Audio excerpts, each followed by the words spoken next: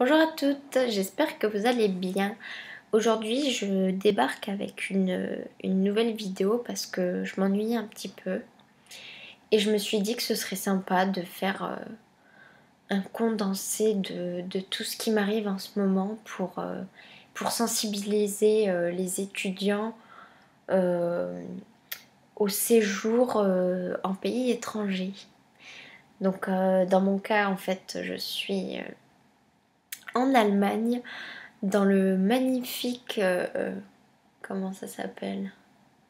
Dans la magnifique région de la Ruhr, à Bochum. Donc c'est le nom de la ville déjà en dit long et ça vous donne vraiment envie d'y aller.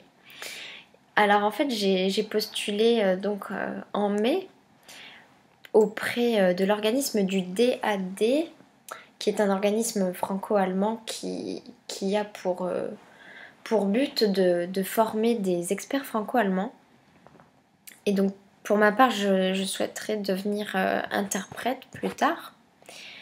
Et je me suis dit, bah tiens, passer 5 mois en Allemagne, ça pourrait être un plus dans mon futur CV et puis dans mes études tout simplement pour être plus fluide.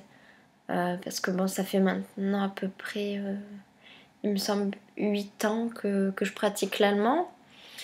Et bon, je suis assez à l'aise, mais bon, je manque quand même de fluidité, alors j'avais vraiment envie d'améliorer ce point-là. Donc je suis arrivée dimanche soir vers 23 h dans un petit hôtel de la ville, sachant que je suis partie de... Alors j'habite près de Toulouse, mais dans le Gers, à Tougette, le nom qui donne envie d'aller à la campagne. Et donc on est parti vers 7 h moins le quart du matin. Ah non, on n'est même pas parti de Tougette, excusez-moi, on est parti de Montauban, de chez mon grand-père. Et donc mon grand-père et mon père m'ont gentiment et adorablement accompagnée en voiture pour ce merveilleux périple. Donc c'est-à-dire environ 15 heures de route pour arriver à 23 h dans le pays de la choucroute et de la saucisse.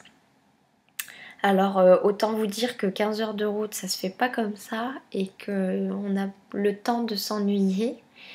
Mais bon, déjà le beau temps était au rendez-vous, donc c'est un bon point. Et donc voilà, arrivé 23 h à l'hôtel de Bochum. Un petit peu galère à installer la wifi de l'hôtel, mais je m'en suis sortie.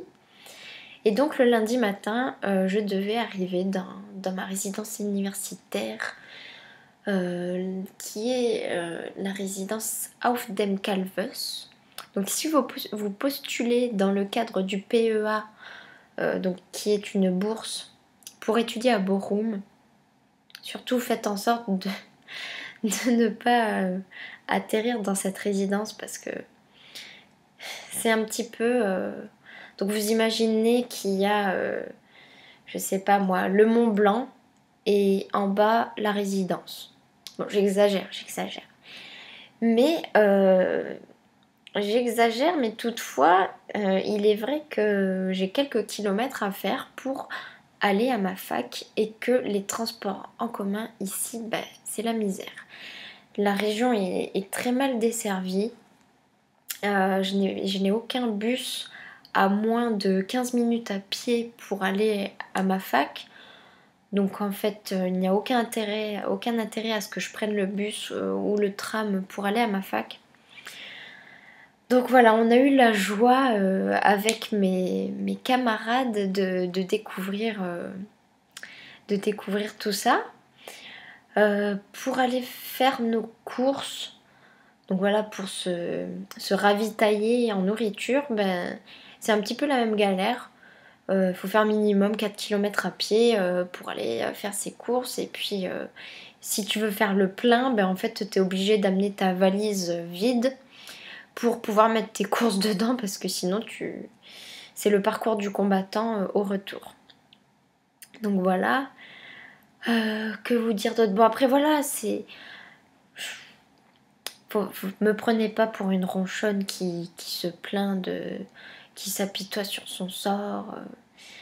Mais c'est juste que les conditions auraient pu être meilleures, surtout dans notre pauvre petit cas d'étudiants perdus, éloignés de leur famille, qui souhaitent juste en fin de compte être à proximité des premières nécessités, à savoir aller pour faire ses courses, les transports en commun, être proche de la fac.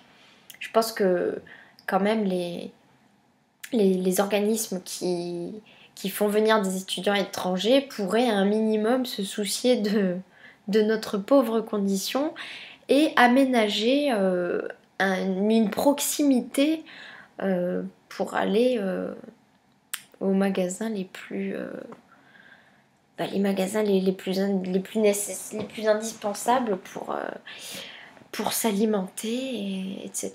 quoi. Donc je pense que je vais investir dans un vélo. Donc demain il y a un marché aux puces au centre-ville de Bochum. Alors voilà, on va voir avec plusieurs camarades si on peut trouver des vélos. Ou alors éventuellement on aimerait bien investir dans des rollers. Parce qu'il y a un petit lac juste en bas de notre résidence. Enfin un petit lac. Un lac de 10 km de circonférence. Donc pas si petit que ça. Et alors j'étais vraiment étonnée de découvrir qu'en fait les Allemands sont assez sportifs. Parce que pour vous dire, avant-hier, entre 19h et 20h, on a croisé plusieurs centaines de personnes qui faisaient du vélo, du roller, qui marchaient, qui faisaient de la course à pied autour du lac. Donc moi je dis bravo les Allemands quand même pour l'entretien de leurs conditions physiques. C'est assez rare en France de voir autant de gens s'entretenir comme ça, donc je trouve que ça fait plaisir. Du coup ça m'a bien motivée pendant ces 5 mois. Et pour reprendre le sport après 2 mois et demi d'usine en tant que travail d'été, donc cet été. Donc là je vais m'y remettre. Et puis sinon... Non, après franchement bon déjà de par l'aperçu que j'ai pu avoir de l'Allemagne à travers mes voyages scolaires au collège ou au lycée, c'est vraiment... j'adore la culture allemande. Bon, après la nourriture c'est un peu space quand même. Pour vous dire, dans les supermarchés vous pouvez trouver des saucisses en bocaux. Ouais, vous avez bien entendu, des saucisses en bocaux. Comme si... ça faisait un petit peu... scientifique, enfin comme si on mettait un petit cerveau dans un bocal, là, les trucs que vous trouvez dans les réserves des hôpitaux, enfin voilà, les saucisses en bocaux, c'est le truc qui m'a un petit peu choquée. Mais à savoir par contre que la nourriture est vraiment vraiment moins chère qu'en France. Et alors ça pour le coup en tant qu'étudiant c'est un point fort, là les Allemands marquent des points. Donc j'étais assez contente de découvrir ça. Surtout que je suis habituée à m'alimenter assez naturellement, à investir dans des produits bio de préférence. Bon, de là, pas jusqu'à manger que du bio, mais j'aime bien faire attention à ce que je mange. Donc voilà. Et sinon, globalement, les Allemands sont très solidaires, très avenants. Dans les commerces ou même dans ma résidence. Enfin, à chaque fois qu'il y a un Allemand qui passe, vous pouvez être sûr qu'il va vous dire bonjour. Enfin, ils sont très polis, Voilà, j'aime beaucoup la mentalité allemande de ce côté-là.